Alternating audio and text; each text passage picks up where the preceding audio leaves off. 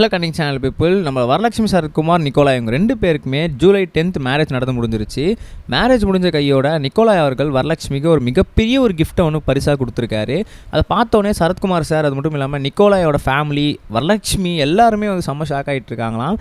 அது என்ன ஏது அப்படின்றத சொல்கிறேன் வாங்க. ஃபர்ஸ்ட் ஆஃப் ஆல் வந்து மேரேஜ் அப்படின்றது ஜூலை 10th வந்து நடந்து முடிஞ்சிருச்சு. ஆல்ரெடி வந்து ப்ரீ வெட்டிங் ஈவெண்ட்லாம் வந்து அவங்க தாய்லாண்டில் நடத்தி முடிச்சிருந்தாங்க.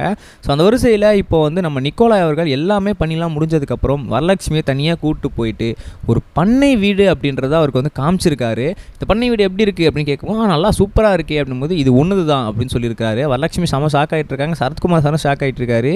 என்னப்பா இது சொல்லாமல் கொள்ளாமல் அப்படின்னு கேட்டால் என்ன விஷயம் அப்படின்னா, வரலட்சுமி நானும் லவ் பண்ணிட்டு இருக்கும்போது அவங்ககிட்ட நிறைய விஷயங்களை சொல்லியிருக்காங்க. அது மட்டும் இல்லாமல் அவங்களுக்கு வந்து இந்த நகர வாழ்க்கை அப்படின்றது வந்து வேலைக்காக இருந்தாலுமே கூட இந்த மாதிரி பண்ணை வீடு, கிராம வாழ்க்கை அவங்களுக்கு ரொம்பவே பிடிக்குமாம். அது மட்டும் இல்லாமல் முக்கியமான விஷயம் என்ன அப்படின்னு பார்த்தீங்கன்னா, ஒரு வீடு இருக்கணும், அது ஃபுல்லாக அப்படியே சுற்றி தோட்டமாக இருக்கணும்.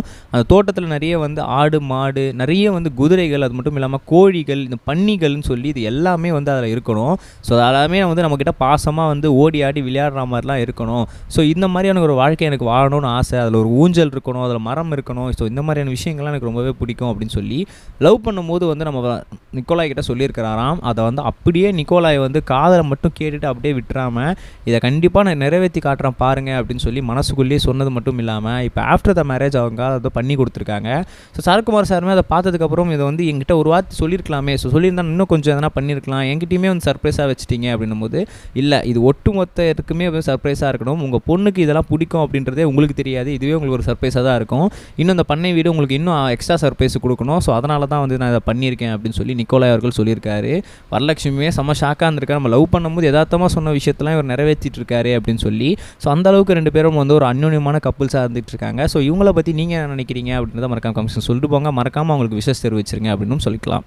ரெண்டாவது ஒரு முக்கியமான விஷயம் என்ன அப்படின்னு பார்த்தீங்கன்னா, இளையராஜா சாரோட பையனான கார்த்திக் ராஜா, இவருமே வந்து ஒரு இந்தியன் மியூசிக் கம்போசர் அப்படின்னு தான் சொல்லணும். ஸோ அப்படி இருக்கும் சமயத்தில் இப்போ ரீசெண்டாக தன்னோட அப்பாவை பற்றி சொல்லியிருக்காரு.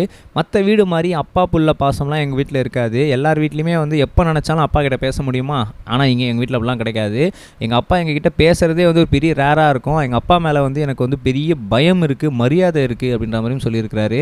எப்பயுமே நான் இளையராஜா யாராக இருந்தாலும் சரி, நாங்கள் வந்து ஒரு மியூசிக் கம்போஸ் பண்ணியிருக்கோம் அப்படின்னா முதல் வேலை வந்து அப்பா கிட்ட போய் காட்டணும்னு நீங்கள் சொல்லுவீங்க. ஆனால் எங்களோட முதல் குறிக்கோளை அப்பா கிட்ட காட்டக்கூடாது அப்படின்னு தான். ஏன்னா வந்து டக்குன்னு எடுத்துகிட்டு போய் என்ன பண்ணுவார் அப்படின்னு பார்த்தீங்கன்னா, சீத்து இதெல்லாம் நல்லாவே இல்லை கருமோ அப்படின்னு சொல்லிட்டு போயிட்டே இருந்துருவார்.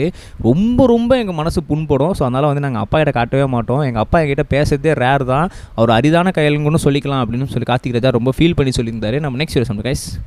பை. இது வரைக்கும் கனெக்டிங் டிவிக்கு சப்ஸ்கிரைப் பண்ணனா மறக்காமல் சப்ஸ்கிரைப் பண்ணிக்கங்க. உடனடி அப்டேட்ஸ் பெறுவதற்கு நோட்டிஃபிகேஷன் பெல்லையும் கிளிக் பண்ணிக்கங்க.